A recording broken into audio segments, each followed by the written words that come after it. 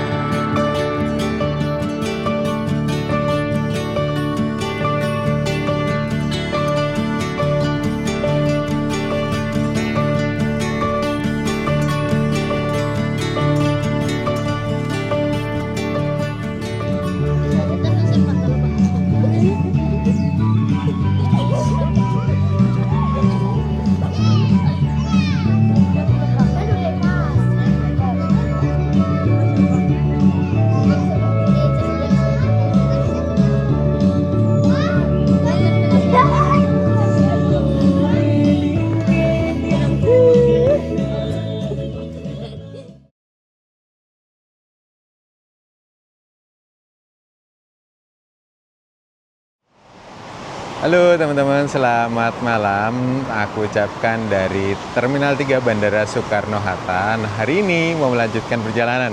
Enggak ding, kita memulai perjalanan baru menuju ke Indonesia Timur. Nah, kemarin kita sudah ada di waktu Indonesia Tengah. Hari ini ada di waktu Indonesia Barat dan besok kita sudah ada di waktu Indonesia Timur. Dan sekarang di WIB sekarang jam 21.34 dan pesawatku nanti berangkat jam 00 lewat 10 menit teman-teman. Dan kalian kalau penerbangan jam 00 ini harus hati-hati dan perhatiin tanggalnya ya. Aku pernah salah tanggal dan ketinggalan pesawat. Dan kira-kira gue mau kemana? Simak videonya sampai selesai. Let's go, kita masuk, check-in, dan siap-siap masuk ke pesawat. Oke, akhirnya ke Indonesia Timur lagi. Seneng, bangga, dan terharu sih teman-teman. Saya ke tempat ini itu yang mau ke tujuh ini sudah sejak COVID nggak salah, dari 2019 terakhir. Semoga aja hari ini bisa kembali ke sana menikmati suasana yang ada di Papua. Ya udahlah, aku bocorin ya, aku mau ke Papua lagi teman-teman. Penerbangan hari ini kita mau ke Sorong dan simak videonya sampai selesai. Let's go. Tadi di depan ada bapak-bapak mau nitip bagasi, jadi kalian harus hati-hati kalau terbang kayak gini, Pak, bagasinya kepake nggak? Gitu. Kalau nggak kenal-kenal banget, nggak usah. Jadi, yes, aku emang nggak bawa bagasi sih, ini pakai cabin aja. Dan karena gue nggak kenal orangnya, jadi ya mohon maaf, nggak bisa terima. Walaupun dibayar atau nanti diganti nih. Jangan, takutnya itu barang berbahaya, terus nanti ketika di bandara sana ada pemeriksaan dan kamu yang kena saudara-saudara. Oke, let's go aku udah web check-in, udah pick a seat juga, udah milih kursi pinggir jendela biar nanti pas sunrise kita dapat pemandangan yang bagus. Let's go. Aku udah web check-in sih teman-teman, jadi nggak perlu check-in lagi. Oke, cari kopi kali ya enak ya. Tapi malah nggak bisa tidur nanti. Begini suasana di T3 Bandara Soekarno-Hatta. Garuda tuh di sini check-innya.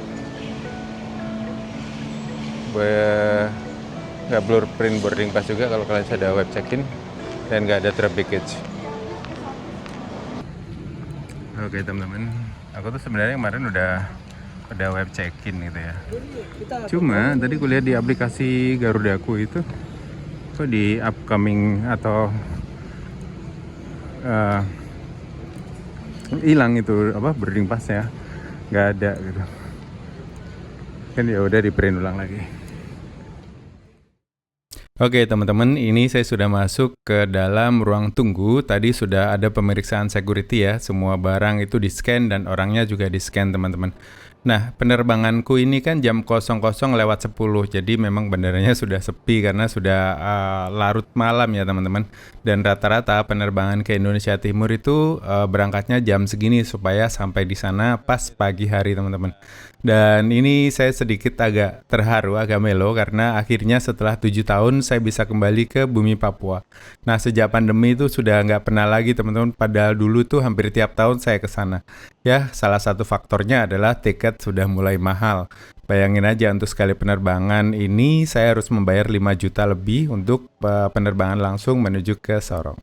Dan ya, mari kita nikmati perjalanan menuju ke Sorong. Dan ada cerita apa aja dalam episode kali ini, simak videonya sampai selesai. Let's go. Oke teman-teman, jam 23.47 kita boarding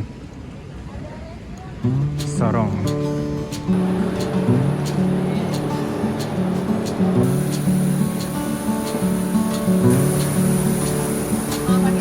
Ke Sorong di 682 ya.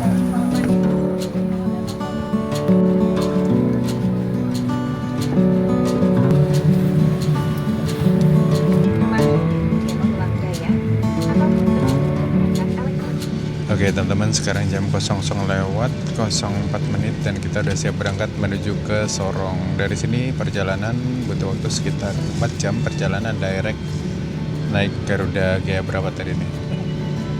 Dan ya semoga saja nanti sunrise-nya bagus, kita pagi sampai Sorong. Lanjut kita nyoto Makassar di Haji Beng, Coto Makassar. Dan ini aku agak salah waktu pick a seat atau dia pas di atas saya bener. Tapi semoga saja nanti sunrise-nya bagus, kita bisa sunrise-an dan siap-siap untuk tidur. Let's go.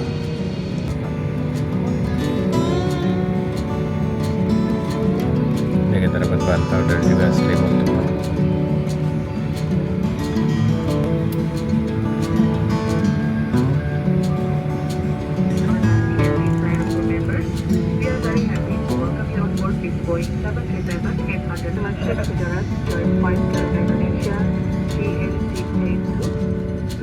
Airways EY7076 and Japan Airlines JL483 bound for Sorong. The flight time to Sorong will be 3 hours and 45 minutes. Thank you and we wish you a very pleasant flight.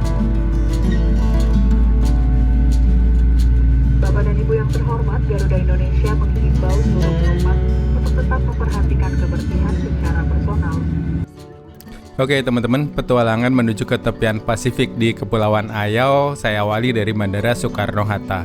Dan penerbangan saya ini berangkat pukul 00:10. Dan buat teman-teman yang sering naik pesawat tengah malam, hati-hati ya, jangan sampai salah tanggal seperti saya dulu. Ketika kalian check-in di jam 00:05, itu artinya sudah di tanggal hari berikutnya ya teman-teman. Saya tuh kemarin pernah penerbangan ke Ambon ya kalau nggak salah waktu itu. Jadi penerbangan itu jam 00:05 teman-teman. Jadi saya datang itu di hari berikutnya, di tanggal berikutnya. Jadi ya tiket ke Ambon hangus deh teman-teman. Dan sejak saat itu saya selalu memastikan semuanya benar sebelum berangkat ke bandara. Dan penerbangan ke Sorong ini butuh waktu sekitar 4 jam penerbangan karena ini adalah penerbangan langsung. Dan biasanya penerbangan langsung itu berangkatnya memang dini hari seperti ini ya teman-teman. Kalau berangkat siang itu biasanya transit di Makassar ataupun di tempat lain. Dan enaknya penerbangan malam begini, biasanya jalan dari rumah menuju ke bandara itu tidak macet. Yang kedua, kita bisa langsung tidur ketika pesawat sudah sampai di angkasa. Jadi mari kita tidur dulu sampai besok pagi di Sorong. Let's go.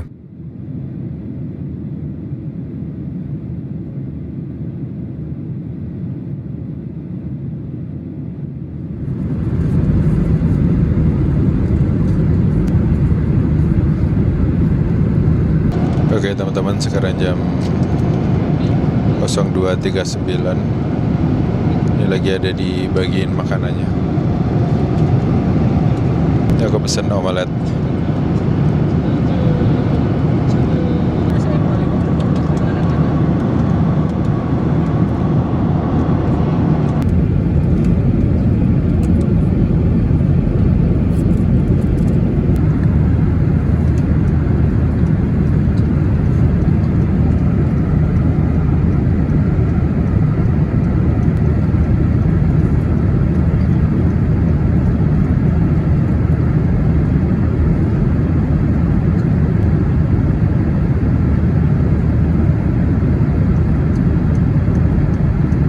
Menggunakan kamar kecil sampailah pada keranjang tabung pengaman dipadamkan. Terima kasih.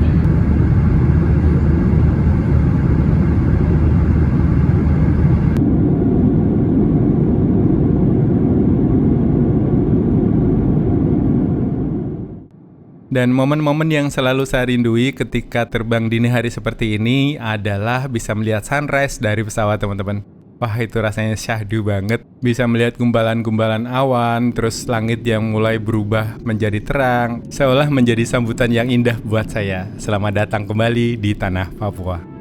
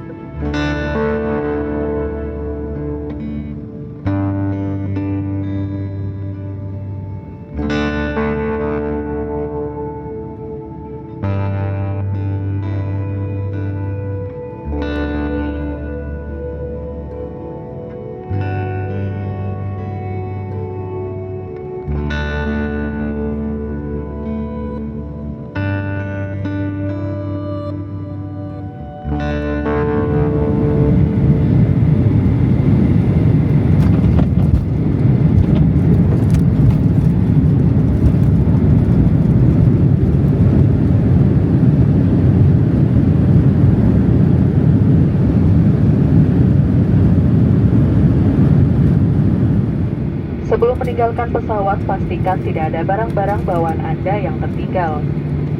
Bagi Bapak dan Ibu yang duduk di business class, kami persilahkan turun terlebih dahulu.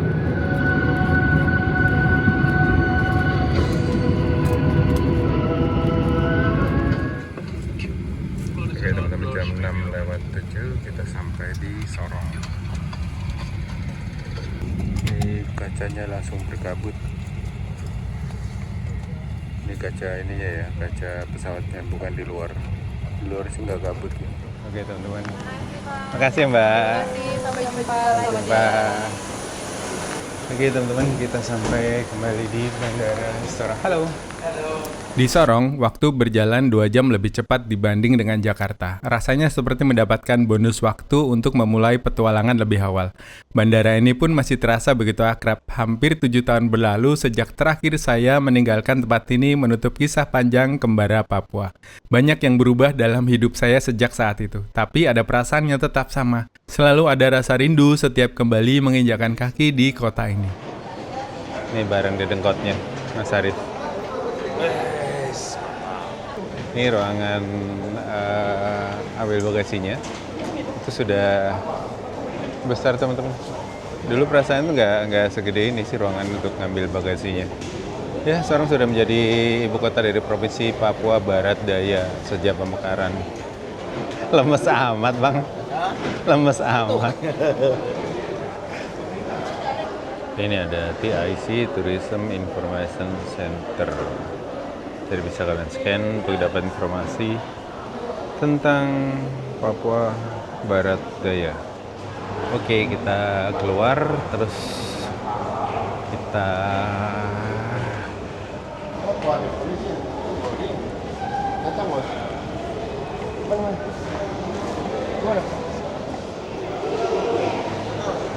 ini ada tamu negara gitu disambut tarian-tarian. Sana sedikit.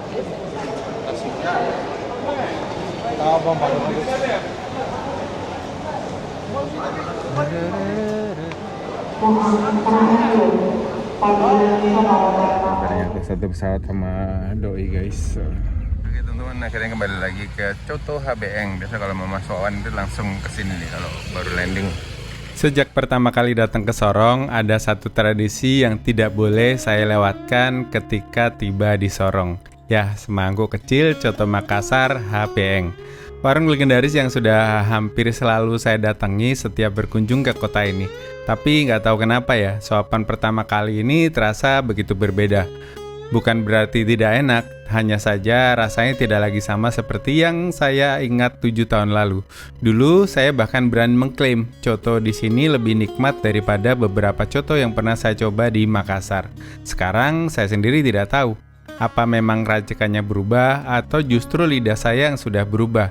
Jangan-jangan benar kata orang, setelah pandemi dan vaksin COVID, indera perasa saya ikut berubah. Atau mungkin memang setiap kenangan akan selalu terasa lebih manis daripada kenyataan. Dan setelah makan coto ini, saya ke Pelabuhan Rakyat Sorong. Tujuannya sederhana, mencari informasi tentang kapal menuju ke Kepulauan Ayau. Namun, perjalanan menuju ke tempat terpencil memang tidak pernah mudah. Saya kembali harus pulang dengan tangan kosong. Tidak ada kepastian jadwal kapal yang bisa saya dapatkan hari itu. Rasanya seperti diingatkan kembali bahwa Ayau bukan destinasi yang bisa didatangi sesuka hati. Kesabaran adalah bagian dari tiket menuju ke sana.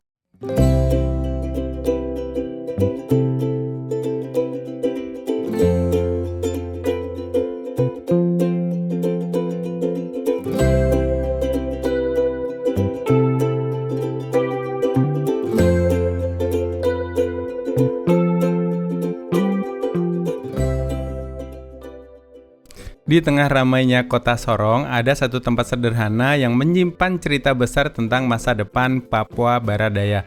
Namanya Kios Konservasi. Sekilas, kios ini memang terlihat seperti toko oleh-oleh biasa, tapi setiap produk yang ada di dalamnya menyimpan perjalanan panjang dari kampung-kampung di perairan Papua Baradaya. Mulai dari noken yang dianyam dengan tangan, sagu hasil olahan tradisional, hingga berbagai produk pangan dan kerajinan lainnya. Semua dibuat oleh mama-mama Papua yang tergabung dalam kelompok masyarakat dan didampingi oleh teman-teman dari Yayasan Konservasi Alam Nusantara. Yang menarik, setiap hasil karya di sini bukan sekedar produk. Ada waktu, keterampilan, budaya, dan harapan yang ikut dirajut di dalamnya. Semua dibuat dengan hati dan rasa, sehingga setiap pembelian memiliki makna yang jauh lebih besar daripada sekedar membawa pulang oleh-oleh. Karena ketika kita berbelanja di kios konservasi, kita juga ikut mendukung upaya konservasi alam di Papua Baradaya. Uang yang berputar dari sektor pariwisata tidak pergi keluar daerah atau hanya dinikmati oleh investor besar saja, tapi kembali ke masyarakat yang hidup berdampingan dengan alam setiap harinya. Inilah yang disebut pemberdayaan masyarakat. Pariwisata yang memberi manfaat langsung kepada warga lokal, mendorong ekonomi kampung tetap hidup, sekaligus memberikan alasan kuat bagi masyarakat untuk terus menjaga hutan, laut, dan seluruh kekayaan alam di sekitarnya. Model seperti ini menjadi contoh bagaimana sustainable tourism dan local economic development bisa berjalan berdampingan. Ketika masyarakat merasakan manfaat ekonomi dari alam yang tetap lestari, maka konservasi bukan lagi sekedar slogan, tetapi menjadi bagian dari kehidupan mereka. Semoga semakin banyak destinasi di Indonesia yang menerapkan konsep seperti ini, karena pariwisata yang baik bukan hanya menghadirkan wisatawan, tapi juga memastikan manfaatnya benar-benar kembali kepada masyarakat yang menjaga alam sejak awal.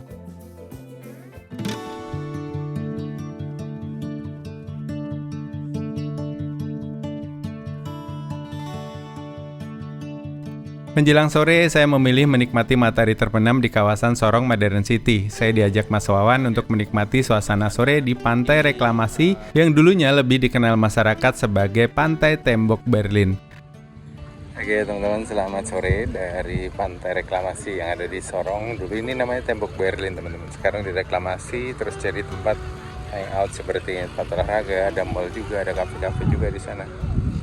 Kayak di Manado ya. Kalau sore-sore bisa duduk di sana. Ini suasana sore di Pantai Sorong Modern City SMC. Pada menikmati suasana sore, melihat senja di sini. Ini tuh hasil reklamasi ya teman-teman. Dan banyak jogging juga. Ada kafe-kafe di situ, tenda matoa. Nah, di sini ada pembatas yang bisa buat duduk-duduk, santai-santai, menikmati suasana sore. Di depan tuh ada mall yang belum jadi, katanya sebentar lagi diresmikan. Yang bentuknya aneh katanya. bentuknya nggak ada apa-apa-apanya. Tapi ya nggak apa-apa. Ini tuh mirip dengan yang di Manado ya teman-teman. Reklamasinya seperti itu. Masih banyak yang pada jogging sore. Jadi tempat public space buat warga juga ya, bagus juga. Ini menjelang senja di sini, suasananya bagus. Semoga saja senjanya hari ini bagus ya teman-teman. Ini ada mallnya nih yang belum jadi. Nanti kalau udah jadi juga view-nya langsung ke sini nih mallnya. Nih view senjanya seperti ini. Iya. Itu kapal Fajar masuk kah? Bukan? Kapal Fajar itu bukan? Tadi Puas. Waalaikumsalam. Sehat. Bagaimana? Kabar? Alhamdulillah. Sehat.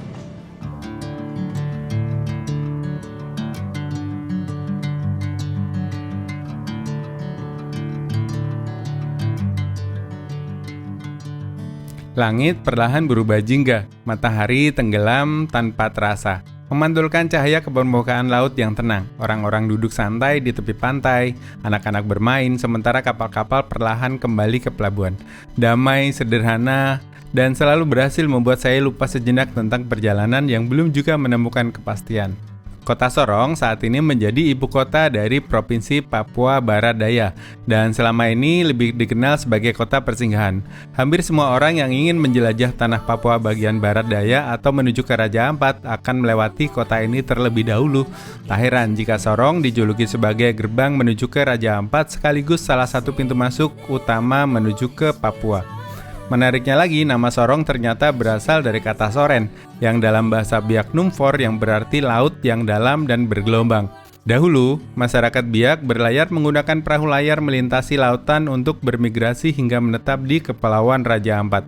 Mereka sangat memahami karakter laut di kawasan ini yang terkenal dalam dan penuh gelombang. Seiring waktu, pelafalan kata soren berubah di lidah para pendatang, mulai dari pedagang Tionghoa, misionaris Eropa, hingga masyarakat Maluku dan Sangiheta Laut, hingga akhirnya menjadi nama yang kita kenal sekarang ini, yaitu Sorong.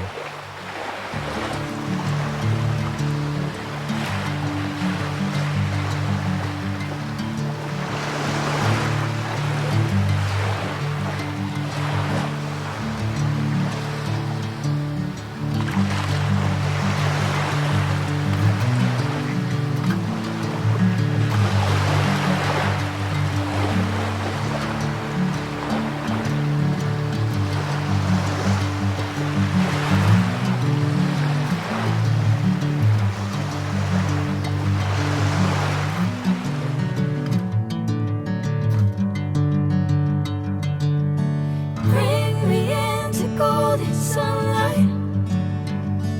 If I'm going with you, I know we'll get to the other side. Sinking in, I know this feels right. Catching a breeze, love moving through me like a wildfire, like a wildfire.